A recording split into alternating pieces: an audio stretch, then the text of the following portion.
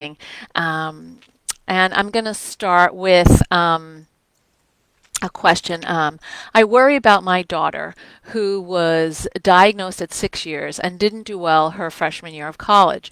She's supposed to start at the community college in a few weeks, and she's not done anything to prepare, which leaves no time for me to take care of myself. It's as if she was back in grade school. So the reason that I wanted to start with this question is because there was another question about tips for college students with ADHD who struggle to find or conjure up the motivation to tackle unpleasant and necessary tasks. So let me start by telling you a little bit about motivation. So there are two types of motivation: extrinsic motivation, which is outside of us. It's those things that we have to do to get something else. So for example, I have to bring my permission form in on Monday, or I cannot take the driver's ed class that starts Saturday. And intrinsic motivation. And intrinsic motivation is that feeling that we get inside. We want to set a goal for ourselves and have that personal satisfaction of reaching that goal, whether it's reaching the next level on a video game or a computer game. Or I want to run 3 miles instead of two. Intrinsic motivation coalesces as one of the in our brains and around the late teens, early 20s. And so if we add that 3 year lag time for kids who have ADHD, we're talking about their early to mid 20s. And that's important to understand both as a parent, but if you're someone who's living with ADHD. And I think that one of the things that we can do that most helps our kids who are somewhere between anywhere between 17 and 24, particularly those who are living at home right now, is to sit them down and say, hey, this is what I learned. Your intrinsic motivation, the satisfaction of doing something, doesn't really kick in and or hasn't kicked in or is just kicking in. And so we have to work with your extrinsic motivation, also known as external motivation, for you to get things done. And how do we build up external motivation? There's only one way to do this. It's not through punishment. It's not through threats. It's not through nagging. It's through incentives. Now, there's a difference. I just want to say, someone asked about nagging, between nagging and reminding or cueing. We'll get to that a little bit later. But what I want to talk about is this idea that external motivators ultimately feed internal motivation. So take a minute and think about yourself, or I'll tell you about me.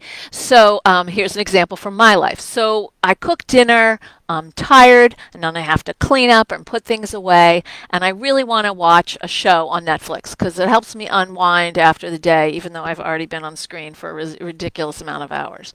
So do I watch my show and then do the dishes, or do I do the dishes and then watch my show? Well, what I do, even though it's really difficult, is I do the dishes first, because I know that if I sit down on the couch and watch my show, that will be it for me. I will just kind of slump into exhaustion, and I won't be able to clean up the kitchen, or I won't be super happy about cleaning up the kitchen. So I'll put some music on and I'll make myself clean up the kitchen. I've learned to do this because what I've set up for myself is an extrinsic motivation. Okay? I'm going to do this thing so I can do this other thing. All right. Then now, of course, there's no one standing over me to do it that way, but I know that works for me because I've learned that over time. This is what we want to teach our kids with ADHD. We want to teach them how to do the have to and then the want to. So most kids right now, many of them, their want tos have to do with screens. And so in order for you to attach their want to their have to, you're going to have to, what is best is to decide how much total screen time your kid can have. Let's say it's 2 hours a day. They get 1 hour automatically at a certain time. They earn the second hour through cooperation on those have to tasks. Now that first hour they get as a gimme if they're appropriate in their screen use, if they ease off the screen when their time is up, Perhaps on a day before, it contributes to this day. If they're not posting inappropriate information and they're not bullying, that if they're not doing those things, then they can participate in the system. If they are, then that's a separate issue. But I think it's important that these incentives are negotiated collaboratively. And I know you're thinking, ugh, why do I want to take the time to do that when I just want them to do what they're supposed to do? I hear you. But remember that doing the tough stuff requires the ability to get satisfaction from having it be finished. And for kids and adults who live with ADHD who lack dopamine, they lack that extra oomph to do something. We have to insert that oomph. We have to create that carrot so that they can then learn to do that for themselves. So that's the foundation of what we're going to talk about today. And I think it's important that we also have this perspective of what I call the 5 C's of ADHD parenting or successful ADHD living. You have self-control, you have compassion, collaboration, consistency, and celebration. You're going to come at motivation from a position of managing yourself. Okay, because if you're angry, if you're dysregulated, it's not going to help your kids. You're going to come at it from compassion. You're going to understand that this is hard for them, that if they could do it, they would, and they're stuck. And their stuckness is manifesting in pushback, in disorganization, in avoidance. You're going to work with them on setting up what those have tos are and linking them to the want tos. You're going to notice when they're making efforts to practice this, even if they don't fully accomplish it, when they actually can get started. And you're going to be consistent in helping them break things down into small enough pieces that they can get started. And finally, you're going to celebrate. You know you're not going to bake a cake because you asked your child to clear the table before they start gaming. You're going to thank them, give them a high five. We're going to notice when they're making progress in motivation. Okay, so that's where we're going to start from. So let's go back to the question. So for kids who are older teens and young adults, a lot of these kids right now are depressed. They are very disoriented. There's a sense of despair. There's hopelessness and helplessness. What happened to my life? Or why can't I manage this? A lot of young emerging adults with ADHD start college and they cannot manage the dual responsibilities of academics and life, and so often they don't do well at school and they have to move back home, so they feel like a failure. It's hard for them to get started again, to reorient. So in this situation, when you have students with ADHD, college or older high school students who are struggling to get the motivation to do the unpleasant tasks, I would sit down with them and ask themselves, when can they actually get started on this task? What helps them? How small does it have to be so that they feel like I can do this? Because a lot of times with avoidance, what happens is the task looks like Mount Everest, and they can't get started because they can't see where to get started. It feels really too big. They reject your assistance in trying to break it down. So come to them without judgment as an ally and say, hey, you know what? I notice this. I observe this. I see you struggling with this. Let's try to break it down into some doable chunks. One of the things that's really hard for kids who are living at home after who've not lived at home is they feel a lot of shame. What's wrong with me? Here I am. I can't make it. And we want to try to reduce this by normalizing that right now many kids are living at home and that many kids with ADHD struggle with starting college because it's hard to manage academic life and, real life. And so sometimes it's easier to ease into college by doing community college where the life stuff is still mostly supported for you. Meals and food is available. You don't have to go out to do the laundry, these types of things. Okay, so let me go to some of the questions because I see there are many questions, and I'm so glad you're all here. Sarah asks, how do I motivate without nagging?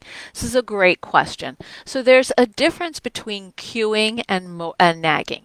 And the difference between cueing is and nagging is here's the task, here's your quote reminder for the task. And nagging has a lot of emotional stuff on it. It also is, there's a kind of repetitive quality to nagging. So, what I would do, even with young children, is say, here are the things you need to do. What are the visual cues that will help you move through them? Do you need a list? Do you need pictures? Refer them to that that set of visual cues so you don't have to be the reminder. They can look for themselves and say, I need to do this, I need to do that. That also helps them learn how to prioritize and organize themselves.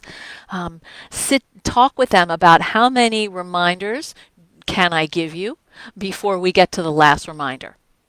And how do you want those reminders to go? In general, what I recommend when you're giving reminders or instructions is to do what I call the rule of three. You make eye contact with your child. Perhaps put a hand on their shoulder. That's one. Two, you state the direction or the request. That's two. Three, they repeat it back to you.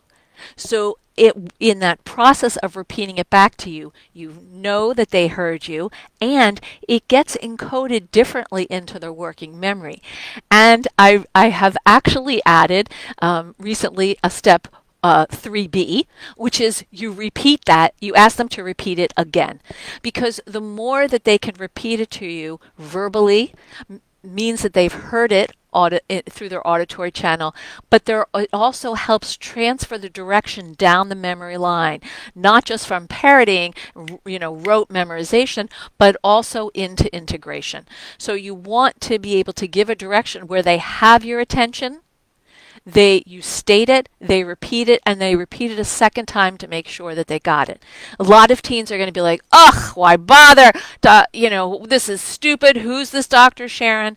You say, look, we're going to try it for a week and see if there's less arguing and less nagging.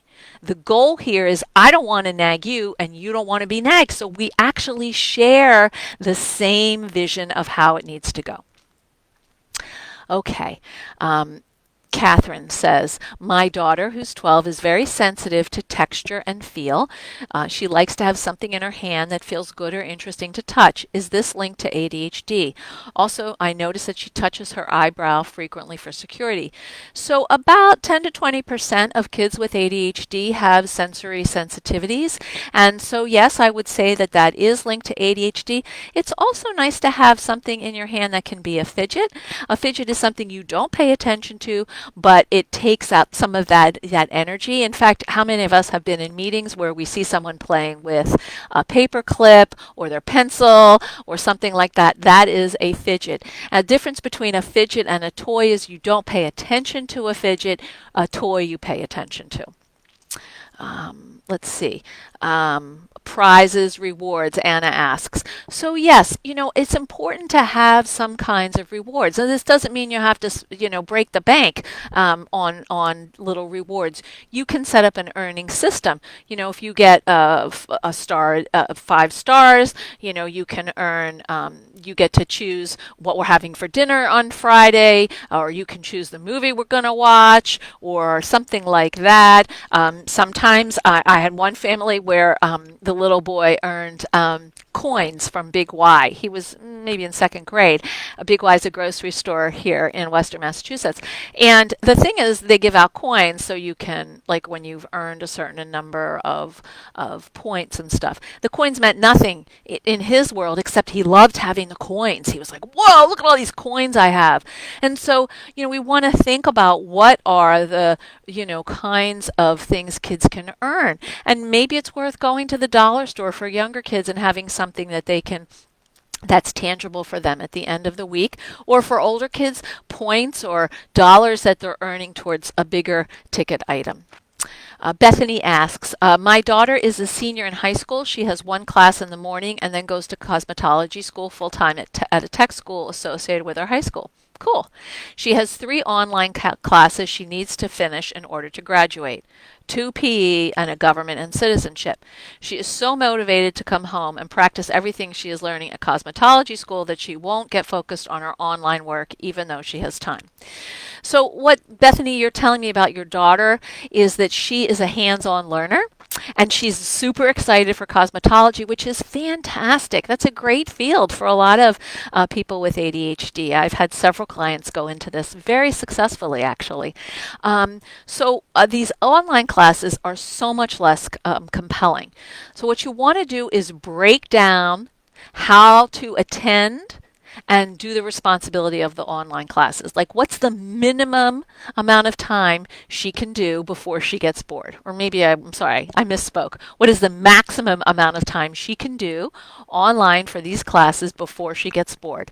And then you want to set that up. You can do it for 15 minutes. Fantastic. And then let's have a 5-minute break. And what kind of alert or alarm are we going to do to help you get back to it?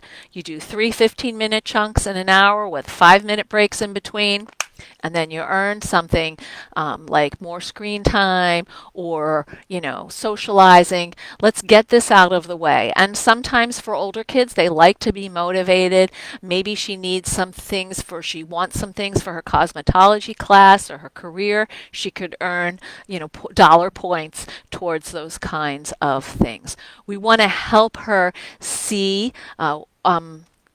and recognize what the goal is. And the goal for her is graduation. I have helped many, many kids graduate who really hated school or struggled with it. And what we want to do is make a big poster. One of my clients made a big poster. The goal was graduation. And she said, the goal is graduate. And she decorated, she was very artistic, put it above her bed. So every morning when she opened her eyes, that was the first thing that she saw.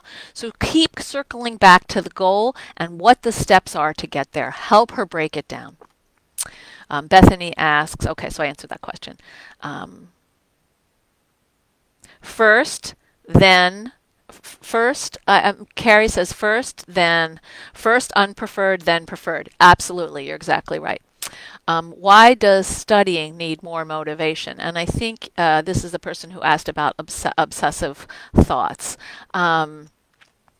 So I think that studying needs motivation because school is often the hardest area of functioning for kids and adults with ADHD because it requires so many of your executive functioning skills to work together. And while we all have executive functioning strengths and weaknesses, people who live with ADHD tend to have more executive functioning challenges than strengths. And these challenges are in the areas of, basically output. And so when in school you have to harness those to do things. And so this is why kids struggle and adults struggle. And of course focus is one of those things as well as procrastination. Let's see. Elisa, my 11-year-old doesn't want to try medication. Should I insist, or how do I convince her to give it a try? Well, that's a great question. That also has to do with motivation. She's not motivated to take medication. What I would do with kids who are 11 who don't want to be medicated is I would talk with them about what their fears are. Often kids are afraid that it's going to change them. They won't be themselves. And what we want to talk about is that actually the medication will give them more access to themselves. They won't have to fight so hard to focus, to pay attention, to manage their impulses. They will actually be able to access their ability to write, to perform, to produce, the things that are required of them in the school and other parts of their life. And I would try to come up with a name for it that makes sense to her, that's related to one of the areas of her life that she would like to see improved. I've several kids who've called it my focus pill. I've had several kids call it my energy pill. I've had other kids call it my anger pill because it helps them be less angry. So let's try to come up with a word for it. And I would encourage a a scientific mentality. We're going to do an experiment, and we're going to do an experiment for 3 weeks. Where it's sort of three strikes, the Bill baseball, three strikes and you're out. We're going to try it for 3 weeks, and then we're going to go back and we're going to see how it's working. Maybe you don't notice anything. Maybe you do. Or maybe you try it for a week or 2 weeks. But you come up with a time, and then you go back to the pediatrician or the prescriber when that agreed on time is over, and assess how it's going. Some kids have trouble swallowing medication, and that might be a concern. You can try using flavored seltzer or juice seltzer. The bubbles can help kids swallow the pills down. Linnell says online classes are so difficult. I agree. This is really, I don't know how else to say it. It's not ideal for alternative learners. Kids with ADHD, kids who have learning disabilities, kids who are high functioning on the autism spectrum. Although it may help them because they have fewer social pressures and requirements, actually not being able to be in a classroom to receive cues, spoken and unspoken, from peers about when to pay attention or what they're missing or how to behave or how to sit or how to look or where to look. This is very difficult for so many alternative learners. Stacy says, my grandson uses a patch, no stress for him. Patches can be great, particularly for kids who can't swallow pills. Thank you so much for bringing that up, Stacy. And they may feel that it's less stigmatized. Renelle, how do I get my twin 6-year-olds to sit during distance learning? So I want to say that, distance learning for 6-year-olds sounds like a nightmare. I have a colleague who just recently went down to Alabama to watch her grandson for a week, who's starting online kindergarten. I mean, this is asking a lot of young kids. I mean, maybe they can sit through a story, maybe they can sit through sharing, but learning online for these kids, they just don't have a lot of attention. And particularly if your child has ADHD, they're younger than their chronological years in many ways. And so being able to pay attention is harder. So what I would do is to motivate your kids with some kinds of rewards that matter to them. And perhaps the amount of time that they need to attend to the classroom has to be altered. We need to adjust expectations for kids for online learning. It's very different than what it is in a classroom, and often their ability to focus is less because of the things that I mentioned earlier. So talk to your school district and ask them, what is the minimum amount of time they need to participate, and then work with them on making that happen. Tasha suggests my son has Legos. I think that's a great idea. If you can come up with a fidget for your kids, make sure, since they're twins, they each have the same thing, because otherwise they're going to want, obviously, what the other one has. Annika, my son has been struggling for a long time with work avoidance, dyslexia, and combined ADHD, but is starting 9th grade. Cool. Any suggestions on how to help him see this year as a fresh start instead of more of the same struggle? So one question I would want to know is your son going to a different school? If he is going to a different school, then it changes automatically in terms of who the teachers are, what the format is, and what's expected of him. If he's in the same school, I think what we have to do to help kids reorient for this school year is to have a conversation about what worked in the spring and what didn't work, and to tackle one of the things that did not work in the early part of re-entering to school. We want to try to help them be excited for this year in some way, find a study space, create a study space, allow them to get some new, folders or notebooks or school supplies, decorate their study area if there's a way to do that.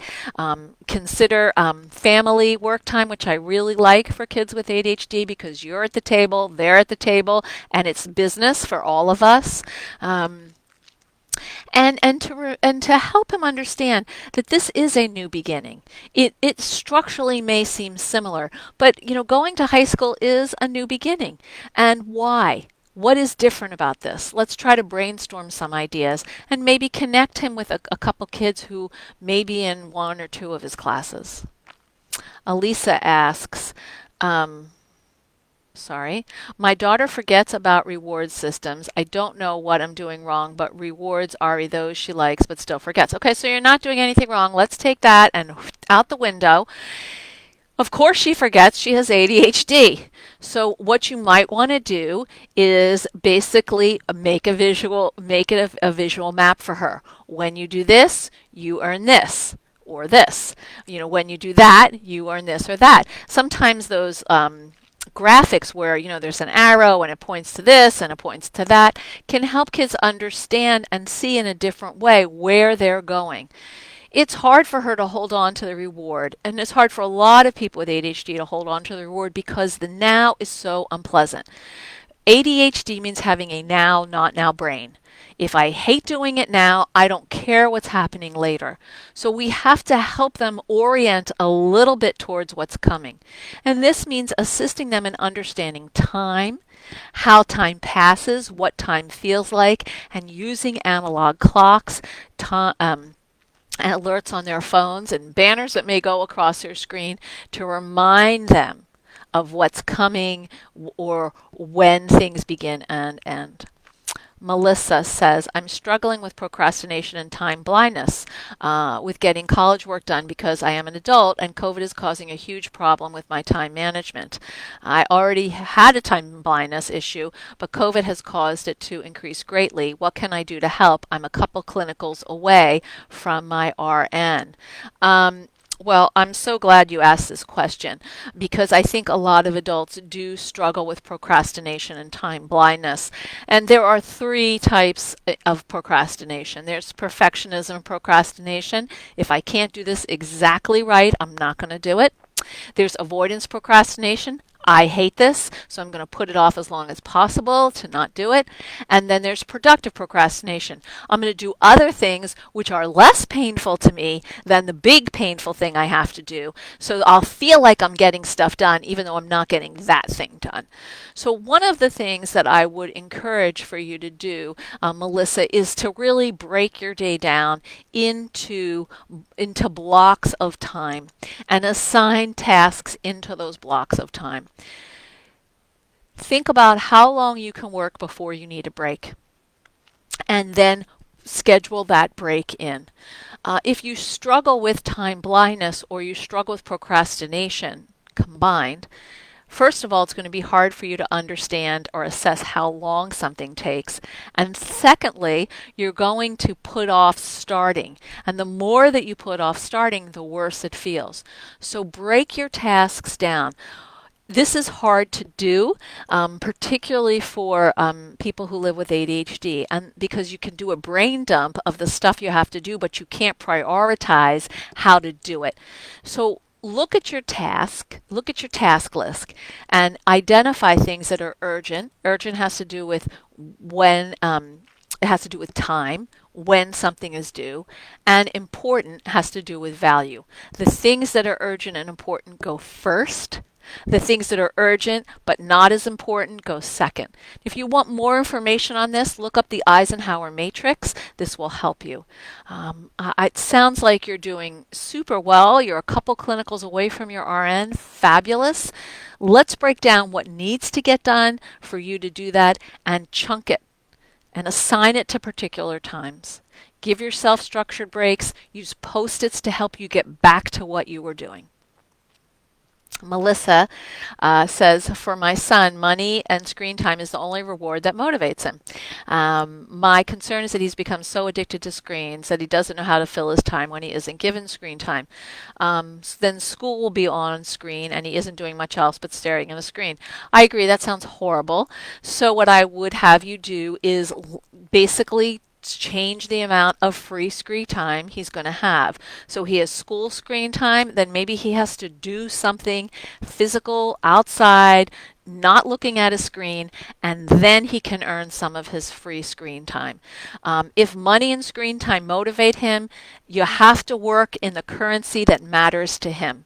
So figure out how you can cut back on the automatic screen time that's fun and give it and then have him earn some of that other screen time through doing activities that take him off the computer. Um, Kay asks, Elisa says, my 11-year-old says she has no goals and I don't know what to do. Um, when kids say they don't have any goals, I think what they're saying is, I, I'm, I'm lost. I don't know where to begin. I forgot what matters to me. You can see, you knowing her, that there are things that has been interested in the past and may well still have an interest in, but can't get up that oomph, doesn't have that dopamine, that initiation to get started on it. Perhaps consider doing something with her that's something that she enjoys, whether it's, and I don't know what she is, so I'm just pulling things out of my hat, whether it's a puzzle, whether it's cooking, maybe learn to knit, make some music. Pick one thing, help or reading together, parallel reading, or reading a story together. Kids love that. Every kid loves to read it. Start a series if you haven't, and that will engage her in something different. Okay, my daughter is home alone for the first time in her life at 14 because I have to be out working. This is the first time she has been solely responsible for her schoolwork without supervision. She is going into the 10th grade and pretty much has slacked through the ninth grade due to pandemic depression. Do you have any suggestions to help her manage her desire to put off school to socialize with her friends online and play videos instead of doing her schoolwork first when I can't be there to stare at her? Well, Kay, the reality is what happens in Vegas stays in Vegas. When you're not there to monitor your kids, you're not there to monitor your kids. So set up an agreement that when you're not there, you can't make her do things. When you come home, business will start. And so that is ideally you want to do the business first and then earn the goodie, but in your case, since you're not there, you can't enforce it. I want to reframe something. This idea of slacking. A lot of kids are just getting by in online school. And so we have to adjust our expectations for that. Whoever your child was in real person school is not who she is right now. So sit down with her and someone from the school and recalibrate what the expectations are for her in terms of this year, in terms of performance and support. Maybe she can't do her homework on her own, but she could be part of a homework club, or she could be part of some a support system with some other friends or families where they're all doing homework. They have music on, their cameras on Zoom. So talk to her about alternative ways to do the tough stuff with peers present, but not necessarily just socializing. Although, when kids are doing homework together online, they can socialize and be together as well. Um, Sanford says, I love this new concept that executive functions are the skills needed to resense ourselves, rehear, review, re-emote, imagining, self-manual play. Those are the ways we reflect in order to reach our goals. Any thoughts? No, I think that's pretty great. I mean, I think we need executive functioning skills to execute, right? They're part of our prefrontal cortex. It's like the end of the end of the line at the factory. They get that thing together so it can go out in the world. And so, when we are, learning for kids, and also, strengthening and always coming back to building our executive functioning skills and capacity as adults, we are resensing. We are reviewing. We are reimagining ourselves as well as play. Renelle says, what about a mom who has ADD with kids? who have ADHD, it's hard for me to stay organized. Yeah, of course it is. So, what you want to do is think like a camp counselor. Figure out your day with chunks of time. This is what we do in activity period 1. Then we have a snack and stretch. Then we do activity period 2, and perhaps maybe 1 or 2 of those activities have to do with school. Then we have lunch. Then we might have rest time or chill out time. Then we go to the playground. The more that you can have a loose schedule, even if it's not, it doesn't have to be rigid, but it's something that you can move through every day, it will ground you and it will ground your kids. Tasha